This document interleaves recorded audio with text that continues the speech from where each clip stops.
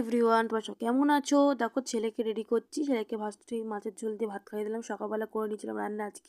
আজকে হবে 1:40 আত্মীয়দের ছুটি, সেই কারণে তো আমিও রেডি ফেডি হয়ে বেরিয়ে পড়বো স্কুলের দিকে। তো ও রেডি হয়ে গেছে, দেখতেই পাচ্ছ, বসে আছে। ওকে খাইয়ে দিয়ে সব কিছু নিজের আমার কাজ সব কমপ্লিট, পুজো দেওয়া, ঠাকুর দেওয়া। তারপরে আমরা আজকে গেলাম ঘুরতে মানে ননদের কিছু ননদের বন্ধুরা বললো চলো আজকে ঘুরে আসি।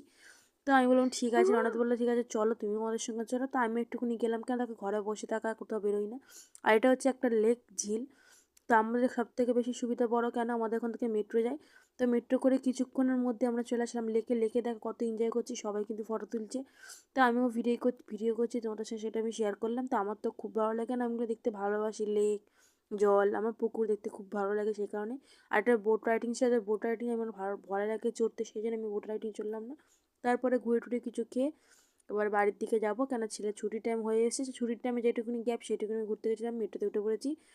তারপরে একটুখানি সামনে একটা জায়গা ছিল, সে কারণে দেখে আসলাম। তো ভিডিওটা ভালো লাগে সাবস্ক্রাইব করুন, শেয়ার করো। Tata everyone.